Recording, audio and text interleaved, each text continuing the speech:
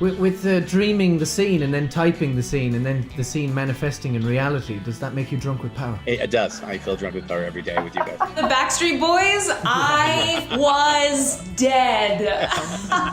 So good. You were great, Aiden, in the homicidal rage. Oh, and so good. What's it called? The Rob. time psychosis. And all I can remember about this scene is the bloody dog would not play ball, and we were having to do it over and over and over again. I was like, get rid of that frickin' dog. And then when you laugh, you go, I just remember having a really fun time. Hello and welcome to Entertainment Weekly's Around the Table. I'm Steve Blackman. I'm the showrunner of the Umbrella Academy, and I want to introduce my amazing cast, starting with Ellen Page, who plays Vanya, Aidan Gallagher, who plays Five, Robert Sheehan, who plays Klaus, Bonsoir. Tom Hopper, who plays Luther, Good evening. David Castaneda, who plays Diego, Emmy Raver Lampman, who plays Allison, and the lovely Justin Min, who plays Ben. Welcome, everybody. Thanks, Uncle Steve. Hello. Thanks for having us, Steve. By the way, missing all your lovely faces. Just let me put that out there to start. Surely you're not sick of them by this point, Steve. You've been editing us for months. I cannot be sick of those faces ever. And I have been editing you for months. Luther! Diego! This can't be right. What the hell did we do now? I suppose not dying in the apocalypse is their biggest challenge going into season 2, right? That's kind of where we left them at the end of season 1, was attempting to make their escape from a doomed world. A doomed present. God, this is a tough crowd. Jesus Christ. You want more specifics? Like where that's a summation of everybody, but not emotionally. Maybe that's what we want to do, or Yeah, as far as where Luther's at, I think Luther, he's gone through a lot this in their first season. He's discovered a lot about, obviously, about old Reginald Hargreaves, his dad, and what his position has been through all these years of growing up in the Umbrella Academy. And it seems that since the accident, it's sort of all been for nothing. I suppose he felt like he had something to prove, and like he needs to be the leader and he has to step up. And I think he's made a few mistakes in doing that. I think some of the decisions he made were a bit potentially like power hungry at times, and he made a few bad decisions. So I think he's dealing with a lot of guilt, actually, and he's still dealing with realizing those kind of truths about his dad. And he's got some, as we know, Luther has some serious daddy issues. In season 2, he's going to have to discover what he is outside of the Umbrella Academy. I will piggyback on that, Tom, on daddy issues. Trying to, obviously Patch died, and, he's trying to find some type of identity by his own in terms of Diego. And then realizing that the Umbrella Academy coming together makes much more sense. They just happen to be a lot stronger. And then the second season, I think it's just more about trying to understand Dad. Maybe Dad brought us all together to stop something similar to JFK's death. And so I think that's probably what Diego's trying to figure out, is to, like, if he can stop JFK from dying, maybe he can come closer to understanding his father. At the end of season 1, the world is ending and Allison has no voice. And she's, recently divorced. She is, on the precipice of losing her daughter within her marriage, but also with the impending apocalypse. It's pretty quick for her that, she lands immediately into a segregated South, and she is a Black woman in a city that she doesn't live in, has never probably been to, and doesn't know anybody, and kind of having to deal with the immediate fears and reality of her new location and the color of her skin. Do you know what's nice, Emmy? You left the present with no voice, Alison, to arrive in 63 to have sort of no voice in a very different, in a kind of a social way. I never thought of it Yeah. like that. Are we already on to number 5 yet? Are we ready for number 5? I would say that 5 doesn't really know who he is. He's never had that time to develop that. He's just gone through trauma after trauma, being rushed to event. And now season 2 is a continuation of that week-long journey to save the world and his family. His biggest challenge with that is that the stakes are a lot higher with it going back to the 60s, and there's so much more that can go wrong with the timeline that it really stresses out 5. In combination with him, developing a further relationship with his siblings, and that bringing out his humanity. There are all these different things, but he still has to stay on task if he wants to save his family. Number 6, Justin. Ben at the end of season 1 is dead. And that is all. I wasn't playing it like that. And at the start of season 2, he's still dead. And he's with Klaus, as always. And they're up to even crazier shenanigans this season. Yeah. Klaus's powers evolve. Yeah. So we get to have a little more fun with that. Moving on. Number 7. Yeah, we end the first season with Vanya. She blows up the moon. So that's where we've last seen Vanya. And obviously her emotional state has obviously, as we learned throughout the season in terms of the difficulties in her childhood and being so isolated and the degree of trauma that she's repressed so greatly. And then throughout the season, we see her getting more and more and more in touch with that. And then, of course, have this massive release at the end. And where we find her at the beginning of the second season is actually she doesn't remember any of it, between the head trauma, the gunshot, and all of that energy coming out, and in many ways. So dramatic. So dramatic, right? And she's very, she's now this person who is actually much more open and confident and emotional, more in touch with her emotional self. And then she begins a whole other journey of growth in the second season. Everything in our new life is connected to the plot to assassinate the president. That can't be a coincidence. None of us are supposed to be here, right? We know something changes the timeline. We have to make it right again. Before everyone and everything we know is dead. Who remembers the first scene we did? Was it Ellen? Did you do the first scene of this season? It was me and Chestnut. Oh, that's right, Emmy. So Yeah. what was it like? Mm-hmm. What was it like being first day back, first scene? I think the first day back, I think so much of the first season was about the 7 of us kind of figuring out the family dynamic and making sure that was really believable, and that, this wasn't just 7 strangers that just met for the first time 2 weeks before that. And so I think that took up a lot of space in my head personally in the first season, of just making sure that the relationships and the dynamics rang real and true.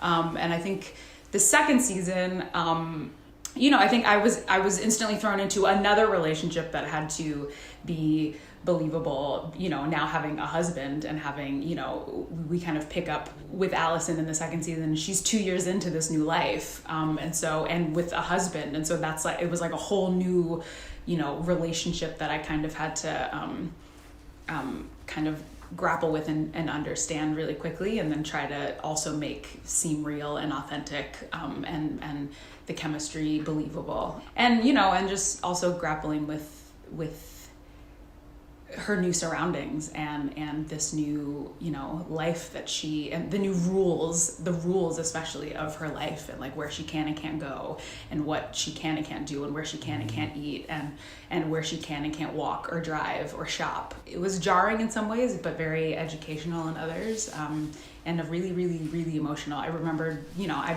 was really, really emotional starting the season, because it did feel like an honor, but also a challenge, to kind of take on this time period as a Black woman. Emmy, is that background CGI or is that real? No, it's wallpaper. Oh, I was on It's the my fence. wallpaper. Yeah. I don't know. My first scene was in the blistering heat. I think we were up in Northern Ontario. Yeah. We were shooting the bit where we break down in the car, myself and dear old darling Ben. I wanted to try to make Klaus's give him that 3-year imprint, because Klaus has been there since 1960. So give him that. And also has been existing at the middle of this hub, surrounded by thousands of sort of adoring people with an ego that's inflated, to the size of a shed. And so I wanted to try to give him some of that experience. And for the first few months, I felt disappointed that I didn't give him enough,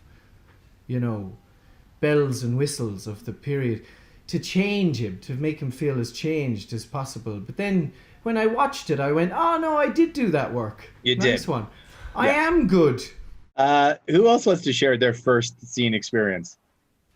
I think my first scene experience was with Jack Ruby in the car, and it was one of the first days that I put on one of the new suits.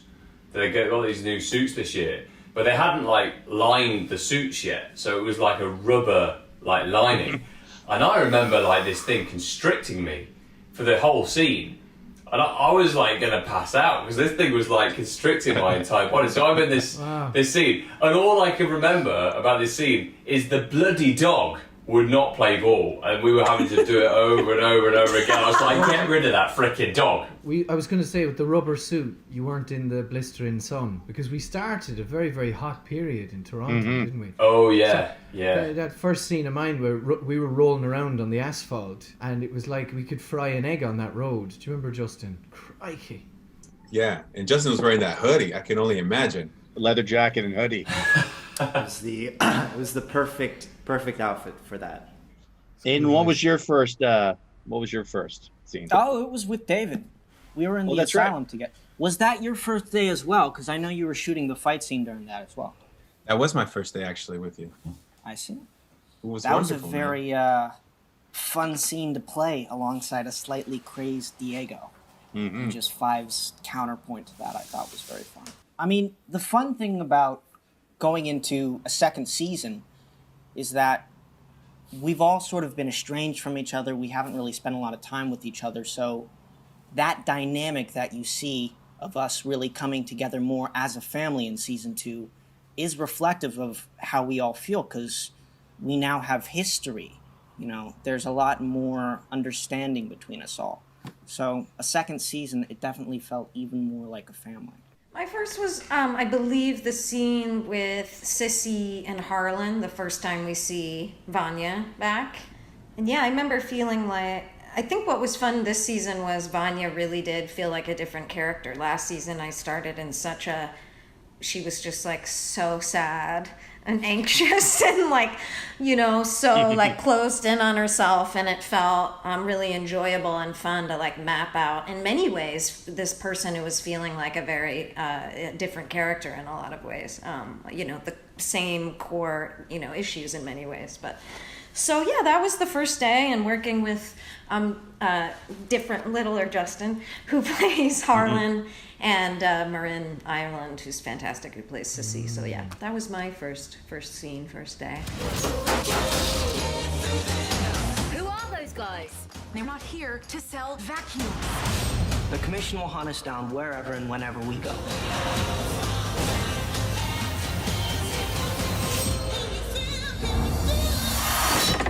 The great thing about all these actors, this group is so amazing, is that, we can write all we want to do, but these guys embody the characters. And I think it's fair to say they know their characters better than we do. We write dialogue, we write scenes, but what these guys bring to it is what makes them three-dimensional. So, from a writer's point of view, I was able to have meetings with everybody early in the season to sort of tell them what I wanted to do in season 2 and sort of hear their thoughts. And I think from there, it's sort of just a sort of a collaborative growth experience where we sort of try things out. We do rehearsals, we do things. Not a lot of shows often do. I don't mean rehearsals for the scenes. Sometimes we rehearse on weekends or nights.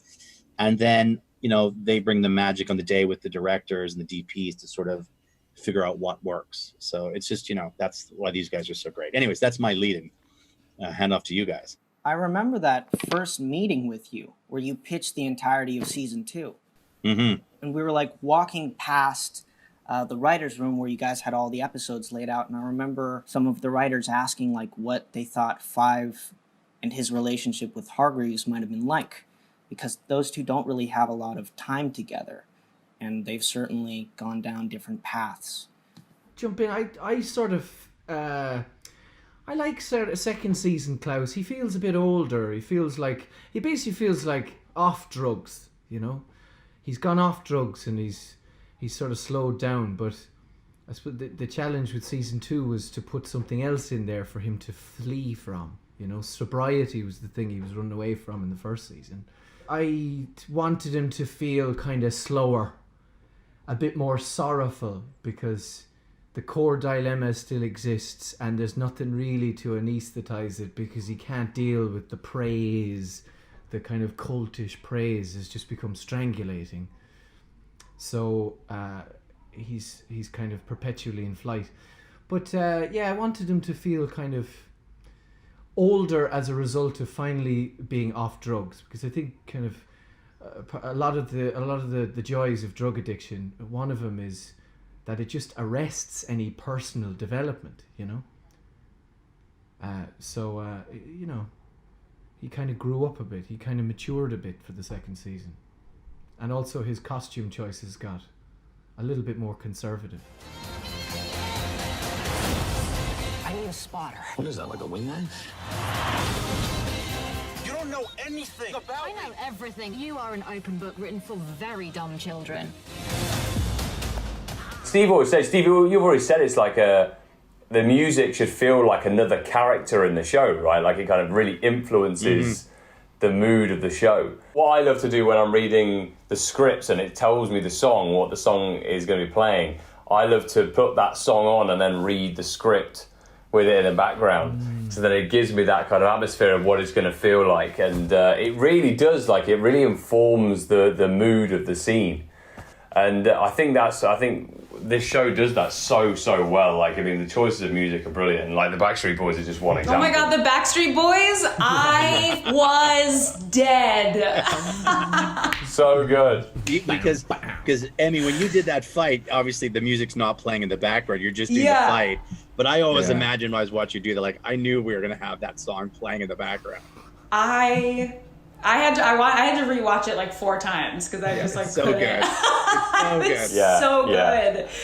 There's so many this season that I'm like, oh, this song every time. Yeah, it's great. And sometimes I write a scene before I know what the scene is. I'm flipping through music, and I hear a song. I go, okay, I know how to write this fight scene. I know how to write this emotional scene. So sometimes it's not that I add the music afterwards. I hear the music first, I feel something, and then I write the scene. Steve, in the first season, I remember did you not have a dream or something? You had a dream about the dancing in the moonlight scene, about me and Emmy doing it, because I remember you coming and telling us about it. Yeah, and you were like, I had a dream last night. Yeah, it was never in any of the early drafts, and then I had a dream about your two characters dancing, and I imagined hundreds of lights over you guys dancing. Then I woke up and went, psh. Wow. And then our crew amazingly built those rigs with 1,000 lights, and you guys were amazing because I know you guys just had a night to do. You had to learn the dance, and then you had to do it. I mean, it was so quick, right? Yeah. It was freezing. It was 3 a.m, but it turned out so good, so good. That was so fun. That was one of the most fun scenes. It's one of my favorite scenes from season You nailed it, babe. You nailed it. But the music is a character. Thanks, With dreaming the scene and then typing the scene and then the scene manifesting in reality, does that make you drunk with power? It does. I feel drunk with power every day with you guys. By the way, it's really about you guys. The stuff. So stop talking about me. Talk about music and you guys. I always whenever Steve writes an incredibly chaotic scene where Five is just out of his mind with intensity, I'll always just go back to the Black Parade. So when we drive over, I'm looking at the scene and figuring out just the arc, and I have this intensity of guitars just raining down upon me. So that by the time I get to hair and makeup, I'm just sort of come off of that. Oh, that's what's wrong with you. I've always just thought you were a little bit ticky in the morning. Aiden's intense in the morning. You were great, Aiden, in the homicidal rage. Oh, and so good. What's it called? The time psychosis. Yeah, that was a lot of fun to play. I remember like doing all these weird contortions and stuff, and like sprinting into the mark just to sort of get that jitteriness. I just created a playlist from like 1960 to 1965 for myself that, you know, if I had like a spare moment or in hair and makeup or, you know, in my trailer or just sometimes at home or if I went on walks, because, you know, music is such a big part of the show, but also like the music of the 60s is like so specific and iconic. And so, yeah, I just had like a playlist that had like, you know, 1,000 songs on it. And so I feel like I barely ever got through the whole thing. Was there like, anything to every song on it. that ended up in the show that was on your playlist? The song that was supposed to be for the dance that ended up being different. Oh. And I'm gonna leave you. Oh yeah. You're always gonna love you. Tell it right now. Yeah, that was on there. But then I don't know. Then we had like, you know, Backstreet Boy needle drops. So it's such a melting pot of music, but it's all perfect for the show and for the scenes. So I just remember having a really fun time. You know, I thought it was actually a really special, sweet scene. And again, like Vanya to really be spending time with her two siblings, you know, for the first time ever, was really felt quite touching and meaningful. And I think too, when you're getting ready for a scene like that, which is grounded in our conversation, and then, you know, you add all those elements, you sometimes have moments of how is this going to work out? How is this going to feel?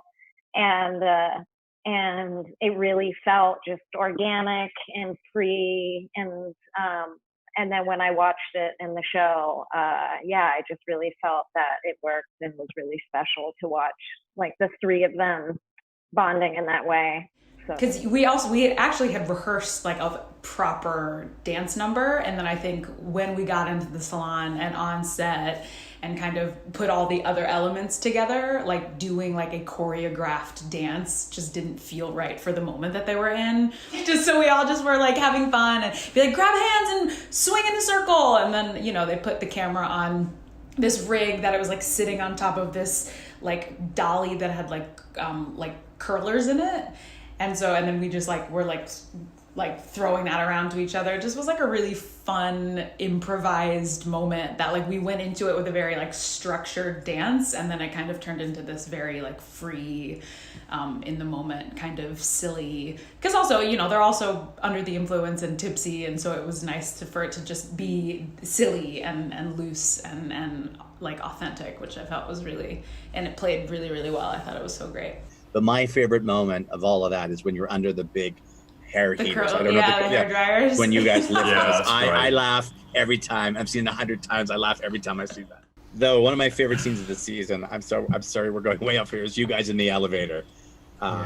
Post farts is lovely. It's a quintessential scene from season 2. And also, like David properly is pissing himself in that shot. Yeah. He's like, I don't think we got one shot where David didn't piss himself. It was amazing. Because it was David, wasn't it? What did I say? And we never got you back. Because he would just be like, you kind of, in all the takes, you would just kind of lean in and be like, oh my God. And you do this every time. And I just couldn't stop. I was like, okay, let's just record it. That whole sequence is one of my favorites. Klaus, it's Ben here. No, unfortunately, ghosts can't time travel. Are you kidding me?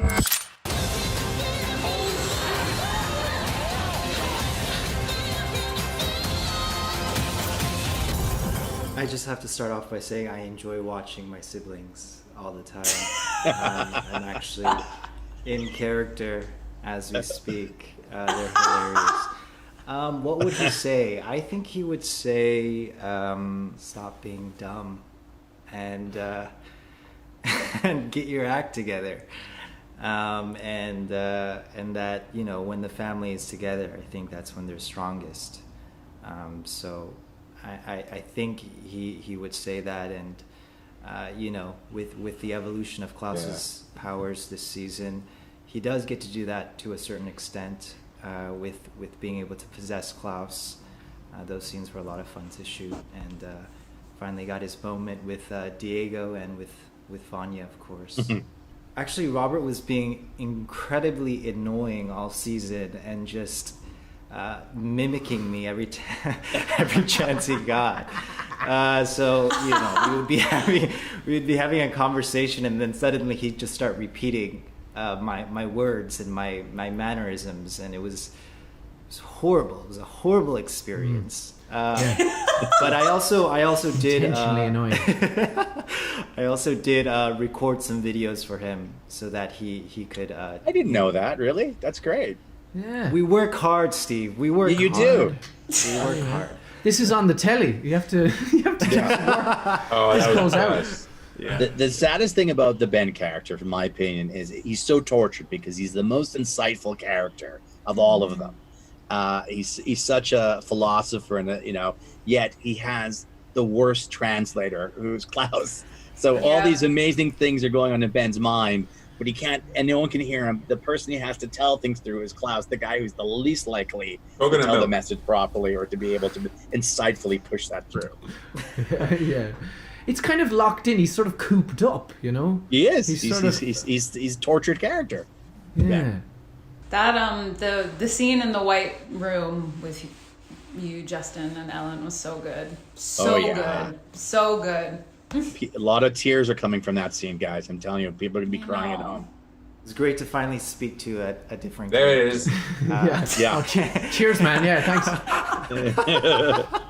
I love you, Robert, but it was great to speak to Ellen for once.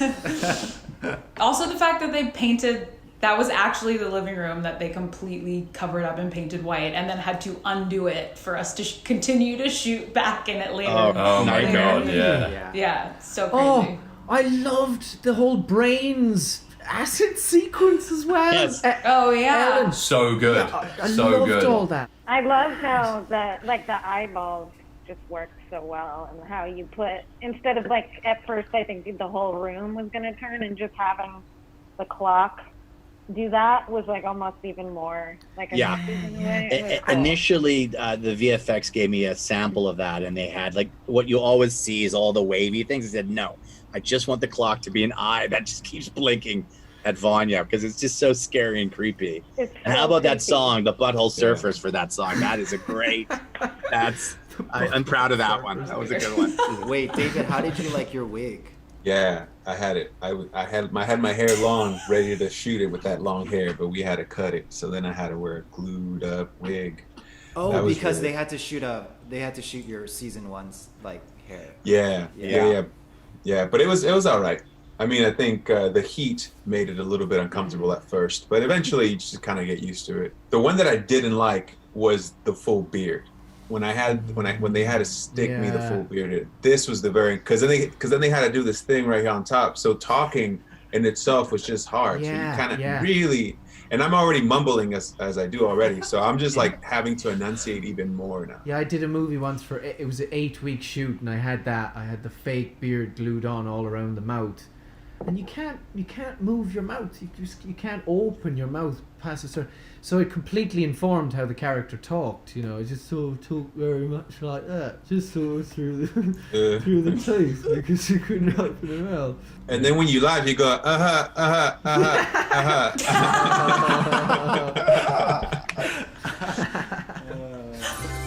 Alright, quick rundown. Luther, super strength. Klaus can commune with the dead. Allison can rumor anyone to do anything. Except she never uses him.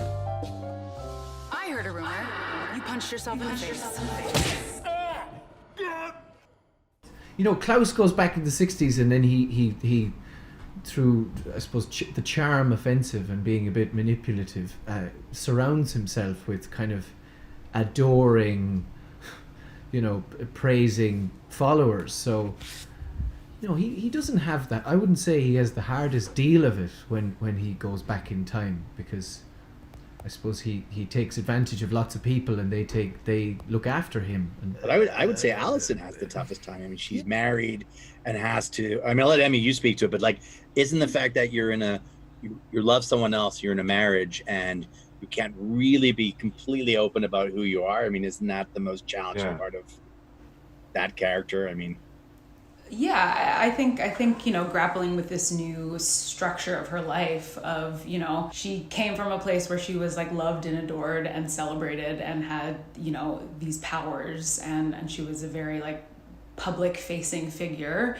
for the Umbrella Academy, but also for her career. And then she like plops into the 60s where she's hunted because of the color of her skin and hated because of the color of her skin, and she just was instantly confronted with those harsh, brutal realities. And then I think on top of the fact that she still can't speak, and then being in a new relationship with Chestnut, who's played by the amazing Yusuf, and so I think her realities are very harsh and very real, and to be completely honest, like life or death. They are in very they're in Texas, and so I think her world has been completely flipped upside down, not only because she's stuck in a time zone that's not her own, but she's also stuck in a time zone where just her pure existence is dangerous for her in a way. Yeah. It's interesting how Klaus and Allison went from sort of global superstardom, celebrity, back to this place where no voice and restricted liberty, everything. And Klaus, it was a bit of a role reversal. I just realised, where Klaus was basically scoring whatever pills on the street, and then is sort of thrust into this cult and stardom and all that stuff. I do think I think that is the one thing that I do think Allison does like about this new life for her, is that I do think her fame and her powers by the end of season 1 had become such a burden for her. And I think was kind of, she didn't appreciate her powers, and they weren't helpful for her, and she misused them and she disrespected them. And I also think her fame, was or was not real. Her marriage was or was not real, I think. And so now kind of having to have her, she has to like scale it all the way back and kind of start fresh. And I think outside of all the political and racial turmoil that she is in, I think the inner battle that she's fighting within herself of like, maybe I do like the simpler, easier version of myself, and my personal life is easier this way, just not abusing my powers and not using them at all, and also not having to be in the public eye at all times. And I think where Diego, his character, is going from this vigilante with these small little things to like saving Kennedy. I mean, he set his sights on the biggest thing he could set his sights on, so everyone's like life flipped upside down sort of by coming back to the 60s. I mean, nothing, Five had his own issues, but I feel like the goal was to make everyone feel like their lives flipped completely. Yeah. I mean, Ellen, you've got quite a storyline. Yeah, I mean, Vanya's obviously having an interesting experience because she has, I guess, lost her memory. And then really is experiencing that, the challenges that were referenced in terms of going back to a time like that.